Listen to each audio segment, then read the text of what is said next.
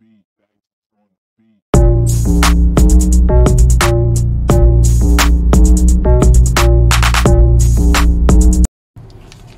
day mga boss, mga tol.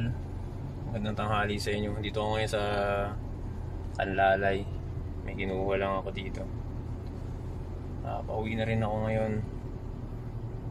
Nahabol ko yung oras, alas 3 kasi susundin ko pa si Bunso, anak namin. Bablog ko ngayon yung sa cruise control ng Sonet natin. Mag-SLEX ako ngayon. Balikan ko kayo pag nasa SLEX na ako mga tol.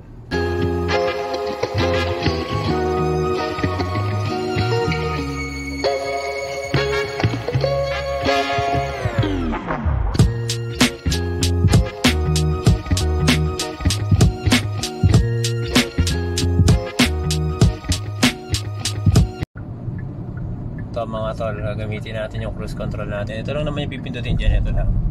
Nandito tayo ngayon sa SLEX. Ayan, set natin siya ng 65. Ay, 66 yan. Ayan, 66. Okay na rin yan.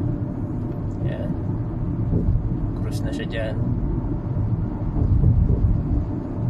Sarap siyang gamitin mga tol, yung cruise control natin. Masarap siyang gamitin yan pag rektahan. Katulad yan, SLEX, NLEX, Calax, yan. Ito lang pipindutin natin mga tol yan. Tapos mawawala siya, madi-disengage lang yung ano niya, yung cruise control niya once na nagpreno ka o kaya umapa ka na ng gas o nagdagdag ka. Yan, init ko yan tol. Yan. Pabalik na ako sa amin sa Southwood sa Santa Rosa. Ayun mga tol, balikan ko kayo mamaya. Ayun mga tol, nandito ako ngayon sa Robinson Santa Rosa. Stop over lang saglit, may pinabibili lang sa akin si Mrs. dito. Naghihintay lang ako ng bakanting parking. Tapos isisingit ko dito sa vlog na to mga tol yung video namin ni Mrs. ng linggo, kung paano namin napagdesisyonan na itong Kia Sonet 2025 ang aming bibilihin bilang aming second car. Kasi ang first car nga namin si Dogs, yung Civic namin na VTI 1996 model. Ayun mga tol, sana makatulong sa mga nag-iisip kung ano ang bibili nilang auto, kung bibili ba sila ng Kia Sonet o yung ibang brand. Maraming salamat mga tol. Mga tol, ang ano namin ngayon, kung paano namin nakuha to si Pablo. Itong Kia Sonet natin na 2025. Una namin siya nakita dito rin sa SM Santa Rosa, naka-display siya dito. Eh di yun, nakita namin siya, naka-display siya doon sa tapat ng Watson. Ay, yung bagong Watson. Ito sa sakin na to Kia. Pinuntahan namin, pinasok ko agad ng loob, itong passenger, itong ano niya, driver seat niya. Tinignan ko agad yung height, okay naman. Tapos na-adjust ko nga pala yung sa, actually yung naka-display na yun, ano siya, Kia Sonet SX. Tapos ayun, okay naman siya yung height niya. Lagi namin siyang pinag-uusapan. Lagi namin siyang pinag-uusapan. Tapos chinek din nga pala nila Mrs. yun, yung sa ano nun, yung mismo araw na yun, yung sa likod kung maluwag ba, kasi katulad yan, syempre sa may mga bata dyan, may mga anak, palagi hindi naman natin maiwasan na hindi tayo maraming dala lagi para sa bata, yung mga gamit, mga pampalit na damit. Isang araw lang pang kala mo may taping ano. Isang buong bag, tapos meron pa mas maliit na bag. Partida, wala pa yung pagkain doon. Ayun, yun yung mga kinuha namin factor. Kasi maluwag siya. Maluwag sa maluwag. Tapos bago tong si Sonet, ang mga pinagpipilian namin sa sasakyan. Katulad din kami nung iba talaga na nagbabalak bumili na itong Sonet na maraming pinagpipilian. Una nun ay Avanza. Ayun, yung Avanza. Kulay green din yun. Oo, green din siya. Maganda rin yun. Pasok yun kung yung budget natin ngayon ay yung dati pa. Oo, kaso nagmahal na siya ngayon. Nagmahal kasi yung monthly ng Avanza. Hindi namin sinisiraan na good yung sasakyan na Avanza, maganda siya. Tapos hindi pasok sa budget namin noon. Hindi siya pasok sa budget namin eh. Ang sumunod ay yung Brio. Brio. Honda Brio. Ang kasabay nun na chinek din namin sa Toyota yung ano. Espresso. Hindi, yung Raze. Di pala. Race pala Toyota yun. Raze. Inano, ni-drive mo ba yan? Hindi ko na siya dinrive kasi Inupuan mo lang. inupuan ko lang siya. Tinignan ko pa rin yun. Palagi yung driver seat ang tinitignan ko kasi Siya magdadrive siyempre eh. kailangan komportable ka, driver ka eh. Ayun ang tinignan ko sa kanya. Nauwi kami dito sa kay Sonet pero hindi kami nagsisisi kasi ganda naman talaga niya, ang ganda ng itsura niya. Tsaka isang buwan kalahati namin siyang iniisip. Dito na nag-focus na kami. Dito na kami hanggang sa nag-focus. nag-search na sa Facebook and YouTube. Sa YouTube. Shoutout kay Sir Joel JPD Vlogs. Ayun, isa siya sa naging dahilan para magdesisyon kami para dito kay Sonet. Kung Sonet ang kukunin nga namin. Meron pa nga kaming poster. Nandun lang siya sa taas, sa kwarto, kulay red. Oo, manifesting. Simula nung tinignan namin yung sasakyan, hanggang sa ngayon na nabili namin, na ilang buwan na namin si Pablo, nandun pa rin siya sa kwarto. Yung poster niya. Talagang minanifest namin siya. Tapos, nung nakapag-decide na kami na ito talagang Kia Sonet na kukunin namin. Nag-test drive kami. Punta kaming Kia. Tinest drive namin siya. Pinuntahan namin siya sa Kia Santa Rosa. Tapos test drive kami, Kia Sonet. Ang tinest drive namin doon ay Pula. Yung kulay pula na SX. Yung pula. Yung SX na nakita namin dito mismo sa SM. Kulay pula na SX. Tapos ikot kami. Kaya nung nag-test drive nag-test drive kami. Yung pa isang Sonet o kulay pula SX. Talagang parang hinila na kami ni Kia Sonet talaga sa test drive pa lang.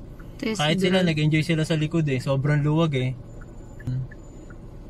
pagkatapos ng test drive namin natin down na agad, pirmahan na agad. Sabi ko sa kanya, hindi kami umuwi ng sabi ko sa kanya, wow, parang nung sopa lang ganun na parang bumili ng sopa. Titingin lang yung sopa, bumili at pumirma na agad kami. Hindi na namin pinakawalan, hindi na kami umuwi para pag-isipan pa kasi isang buwan na kaming hinahunting ni Sonet sa pinapanood namin yung vlog lagi ni JPD, ganon. Masaya ng test drive. Tapos ito na medyo matagal bago mapunta sa amin. May pirmahan na ba nun? Pumirma na tayo kasi nagpa-reserve tayo, di ba? Nagpa-reserve kami, yung kataas ng reservation na yun. Umabot kami ng 3 buwan. 3 buwan namin hinintay si Pablo. Ito pangalan kasi nung sasakyan namin si Pablo. 3 buwan namin siya hinintay. Tapos alam naman yan nung mga bumili nung Kia Sonet last year na sobrang tagal talaga dumating ng stocks.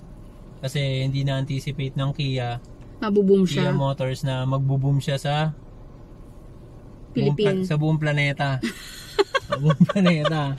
Ba't naman sa buong planeta? Sa iba-ibang bansa nag-boom din siya kasi kaya hindi nila na-anticipate. Nanonood pa nga tayo pang India, di ba? Oo. Sa India pa sa India pa talaga nanggagaling kasi yung sasakyan ng Kia. So ayun.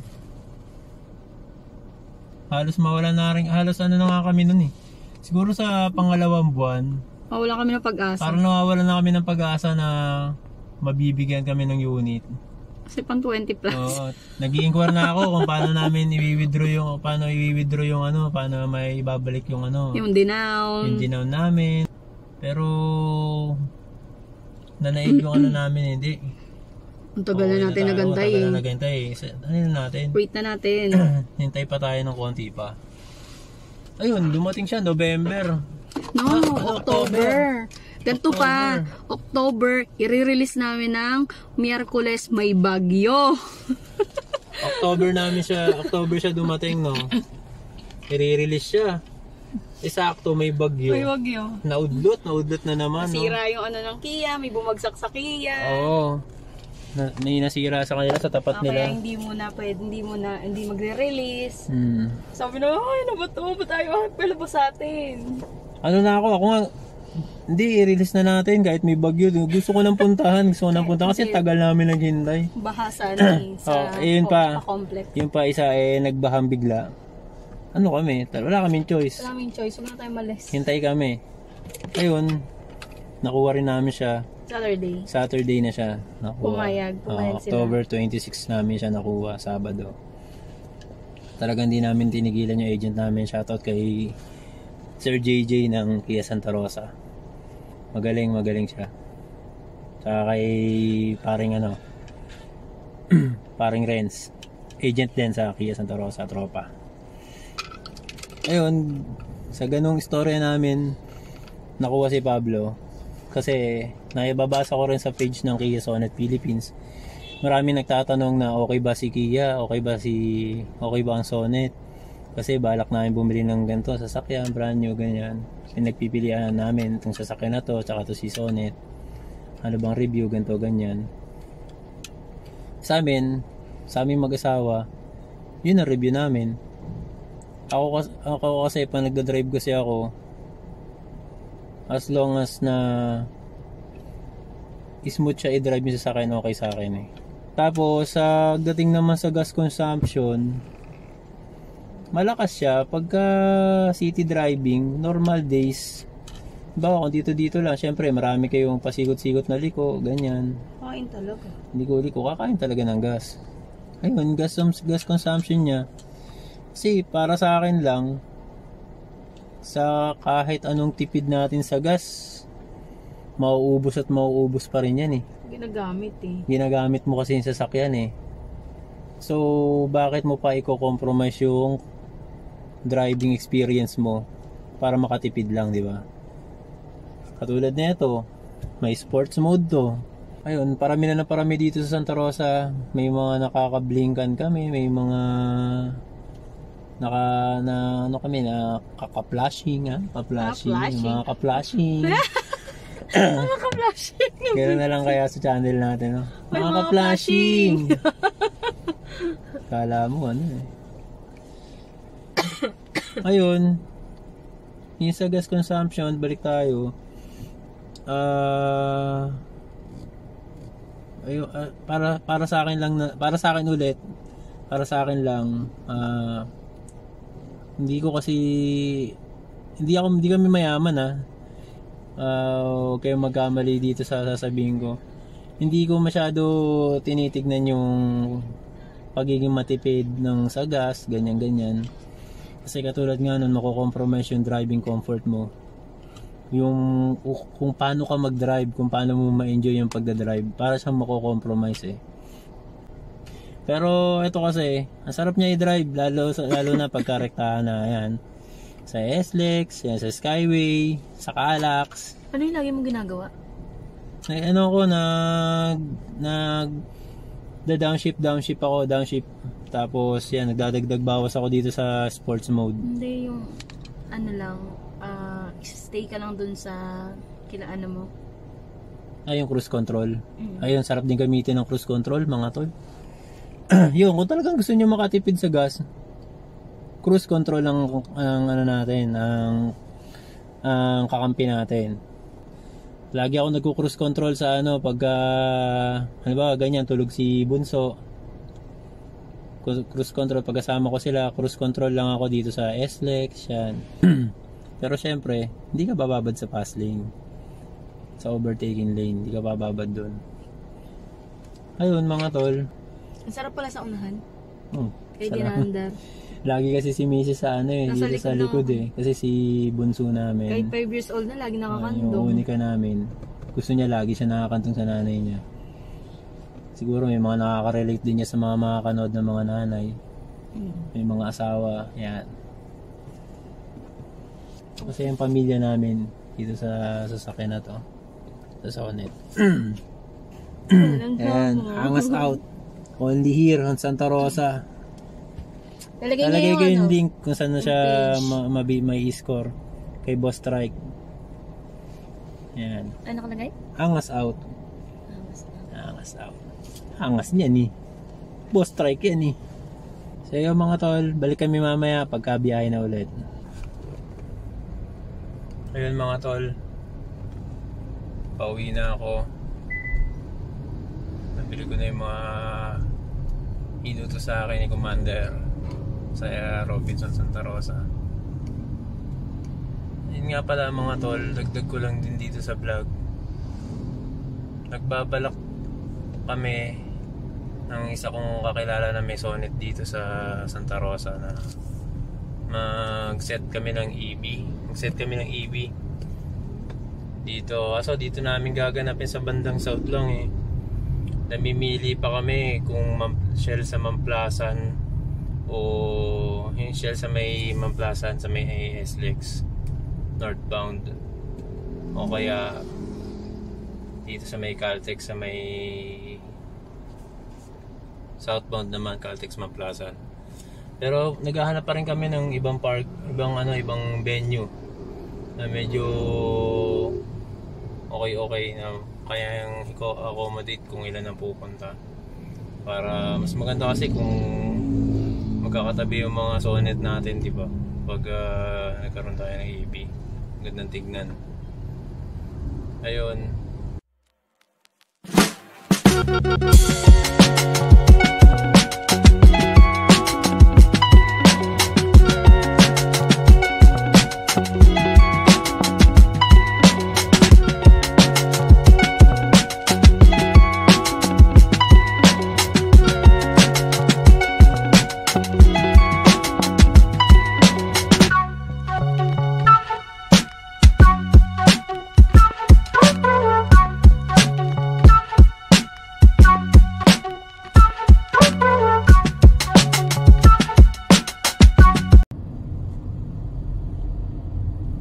Yun mga tol,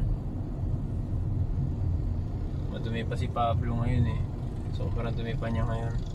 Inabutan kasi kami ng malakas na ulan nung linggo ng paglabas namin. Iba-vlog ko din yun, yung paglilinis ko kay Pablo. Ako lang kasi naglilinis sa kanya eh.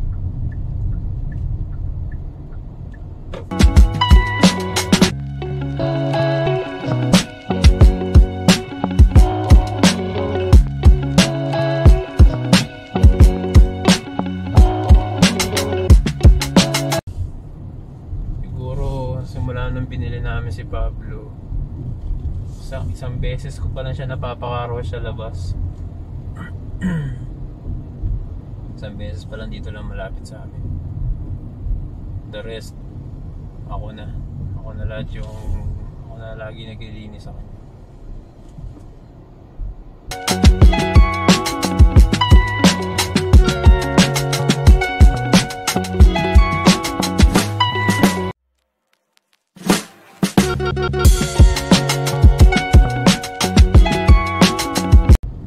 Yun mga tol, nga pala, kung kayo ang tatanungin, comment nyo na lang dito sa vlog na to, no? Ano yung gusto nyo na unang palitan na parts ng Sonet natin? Ako kasi mags talagang gusto kong palitan una kay Pablo. Although maganda naman yung stocks mags natin ng Sonet natin, siguro pag pinalitan ko siya at pag pinalitan ko siya yung stocks mags natin, hindi ko siya isa-swap, diba kasi uso yun mga ganun, i-trade mo dun sa mags na bibilin mo para maka-discount ka. Ako hindi, ko siya, itatago ko siya sa bahay just in case lang nandun pa yung stocks mags mo, diba? Pero matagal pa yon pag nakaluwag-luwag pa kami ni Mrs. Ano lang kasi ako, nagagandahan lang ako sa pagbagong mags ng ng sasakyan. Pero maganda naman itong stocks mags na ang Sonet natin. Ang papalit ko lang, pinagpipilian ko kung mag-stock ako sa 16 tapos meaty lang siya, meaty tignan yung gulong, o kaya up ako ng 17 Pag 18 kasi sobrang laki na. Pero baka may mga naka 18 dyan, pa-share naman ng picture. Tingin naman ako. Tingin naman kami.